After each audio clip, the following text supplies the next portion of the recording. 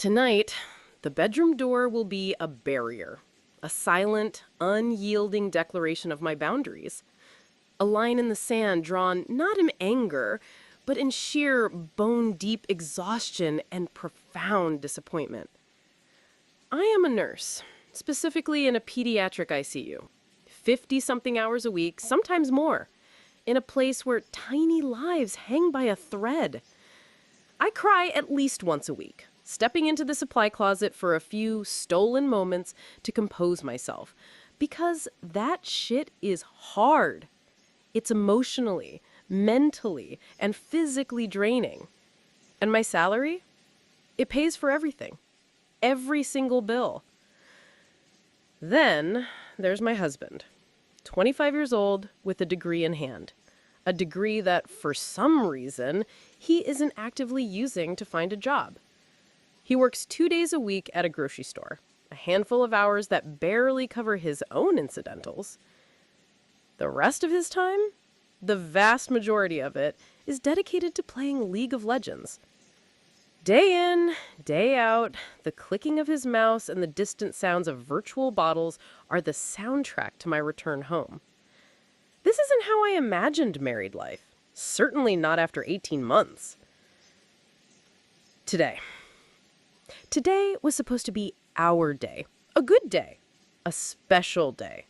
For months, I'd been pleading with him, begging him to swap his Saturday grocery store shift for literally anything else. Anything. Just so we could have a weekend day off together. We hadn't had one since our wedding, a year and a half ago. Think about that.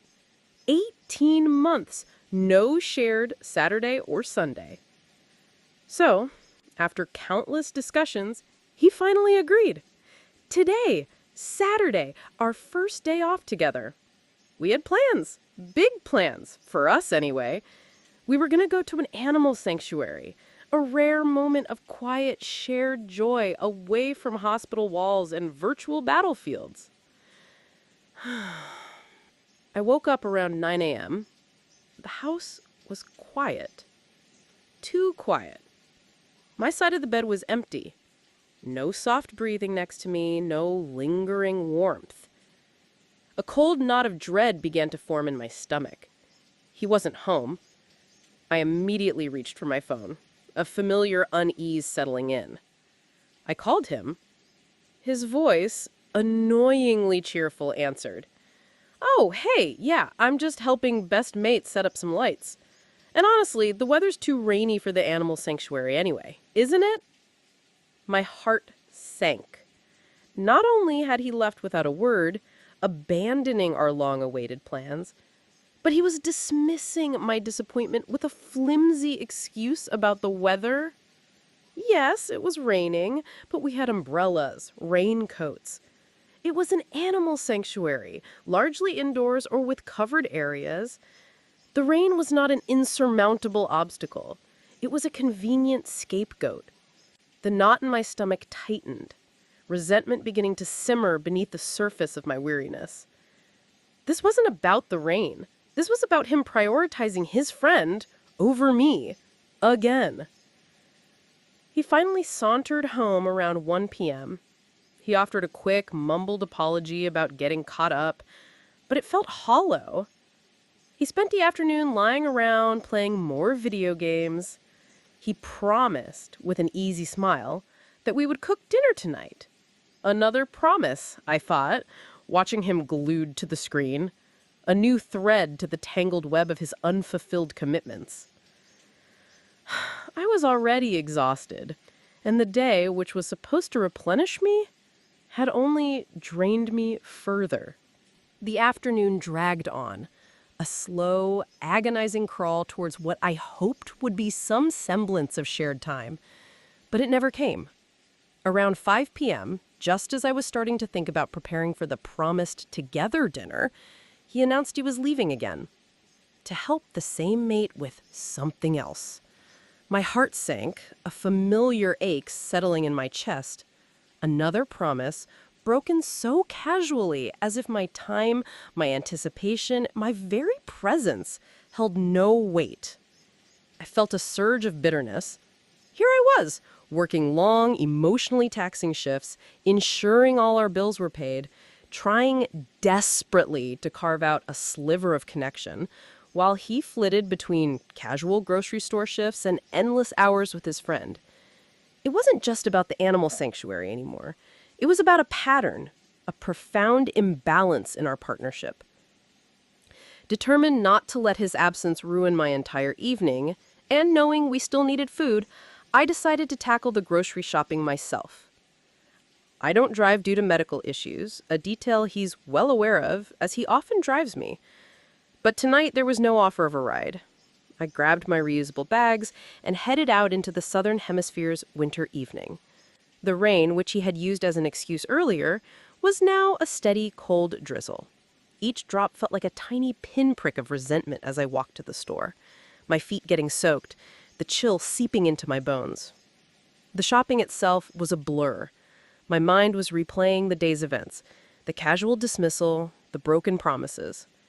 By the time I loaded my heavy bags with groceries and made the return walk, I was thoroughly soaked, shivering, and beyond exhausted. All I wanted was to be inside, warm, and perhaps for him to be home, even just to acknowledge my effort.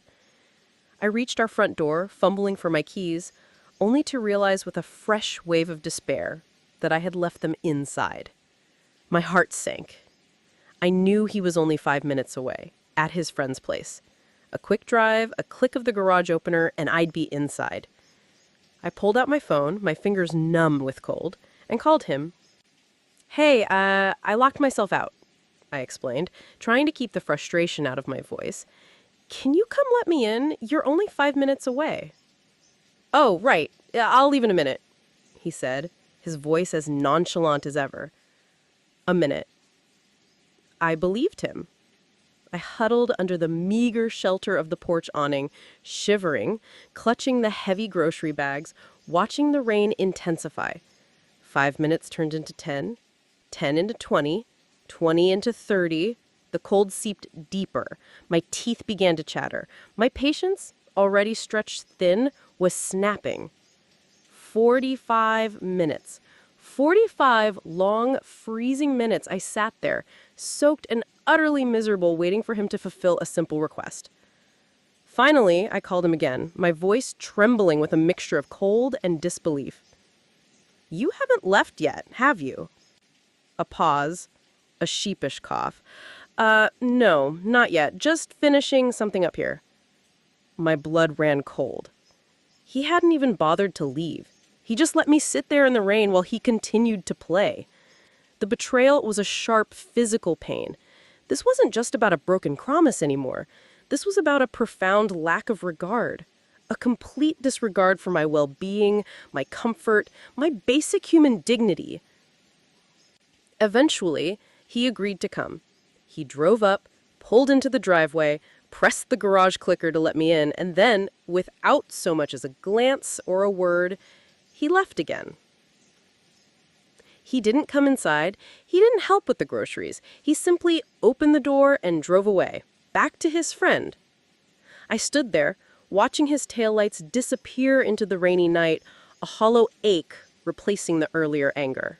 The sight of his taillights disappearing into the rainy night crystallized something in me. It wasn't just frustration anymore. It was a cold, hard clarity. This wasn't about a single missed date or a forgotten promise.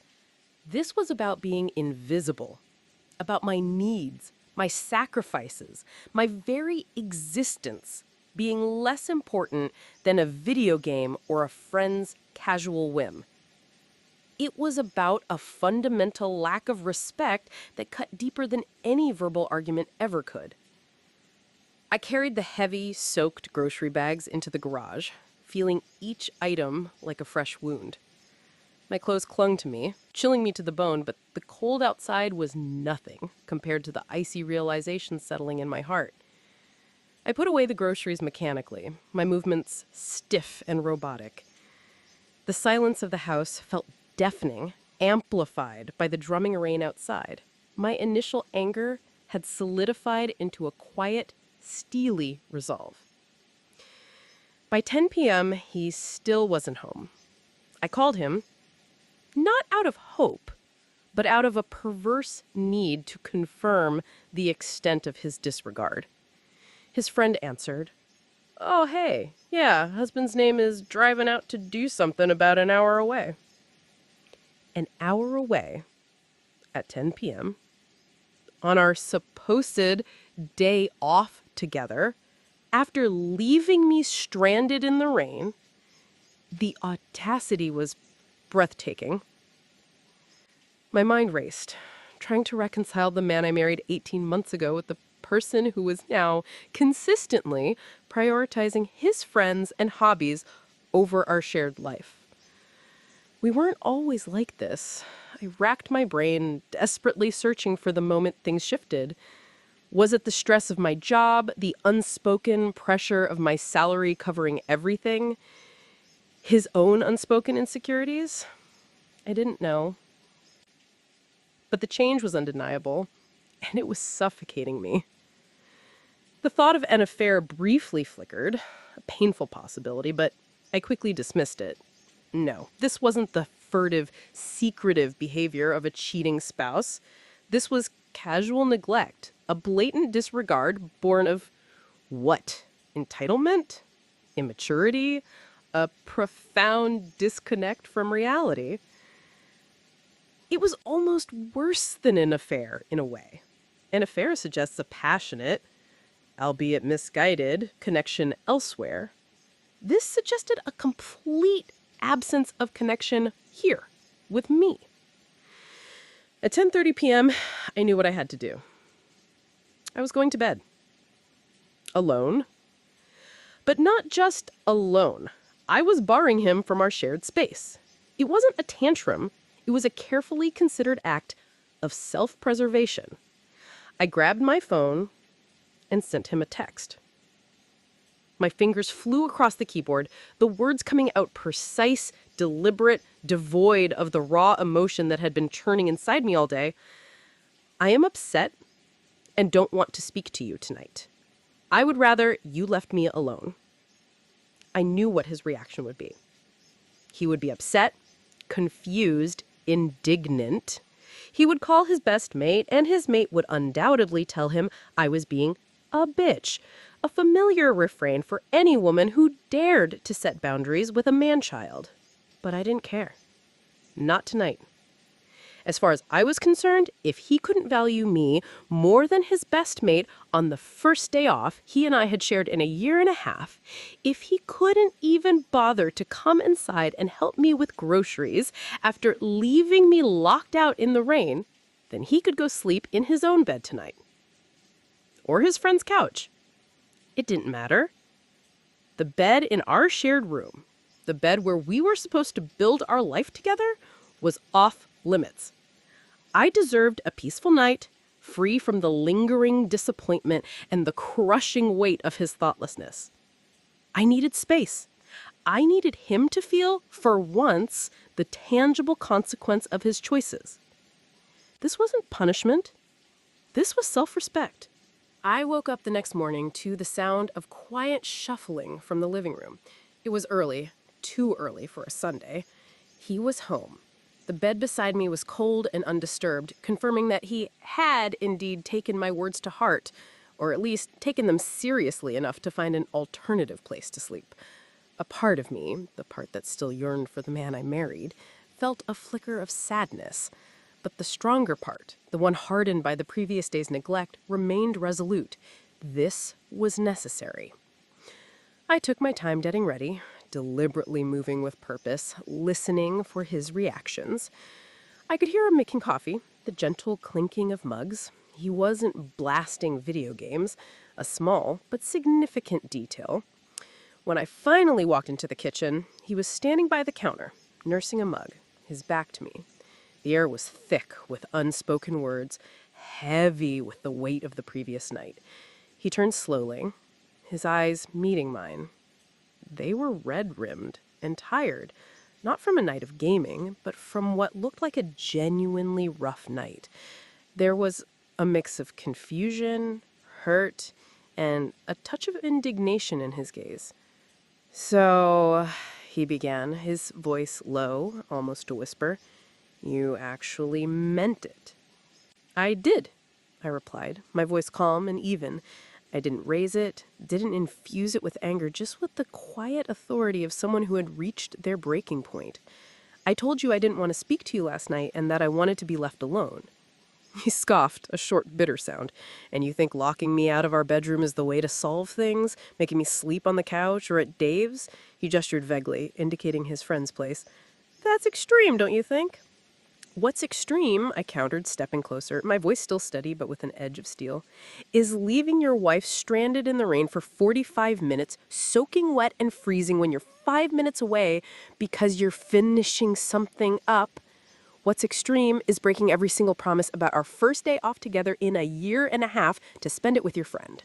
What's extreme is expecting me to continue supporting us entirely while you prioritize video games and casual hangouts over our life, our plans, my needs. His face paled slightly as I listed his transgressions. The defensiveness began to crumble, replaced by a flicker of understanding, or perhaps just shock at the bluntness of my words. He looked away, shifting his weight. I know yesterday was bad.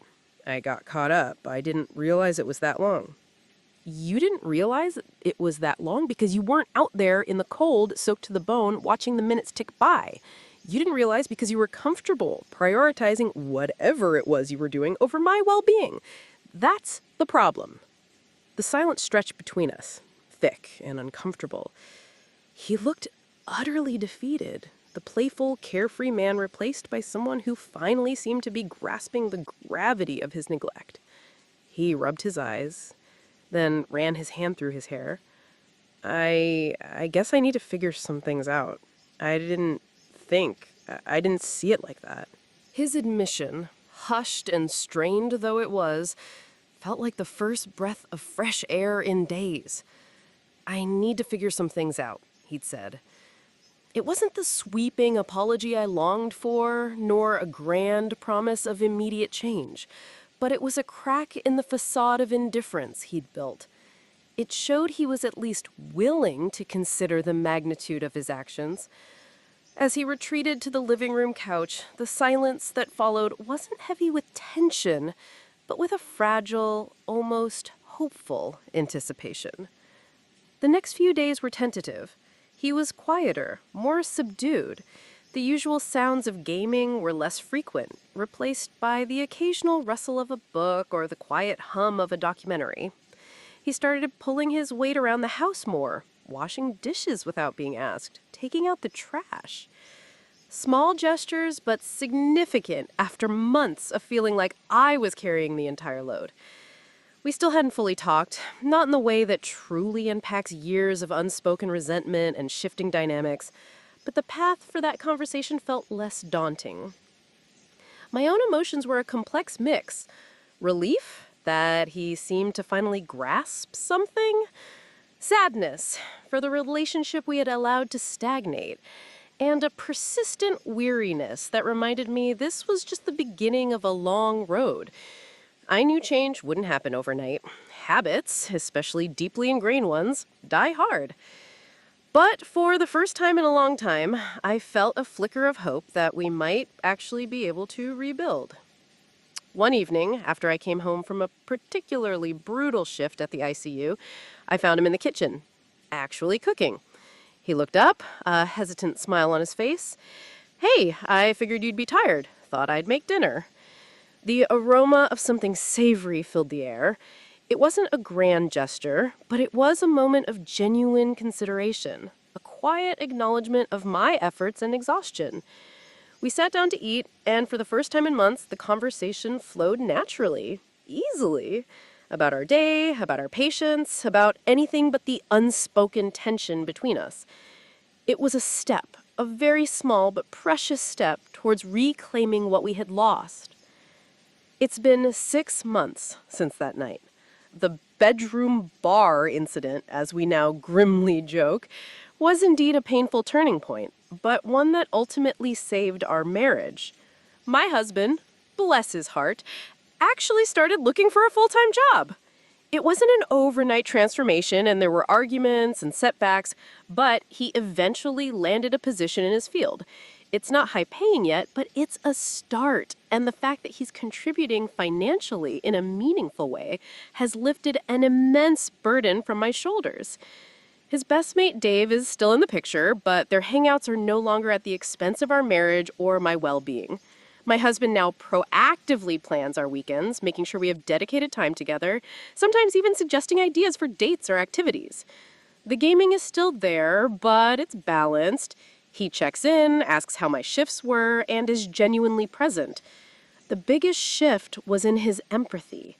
He truly understood, on a deeper level, what it meant for Maya when her routine was disturbed. He saw genuine distress, not just tantrums. This newfound understanding made him a stronger, more supportive partner in parenting our neurodivergent child. He became more involved in managing her sensory environment and even started researching autism himself. Our relationship, though strange that night, ultimately grew stronger because we faced a difficult truth and worked through it. We learned to respect each other's boundaries and, most importantly, to prioritize Maya's needs above our idealized visions of childhood. The pacifier, by the way, was eventually weaned off, but this time it was a joint effort, planned and executed with patience and understanding from both of us.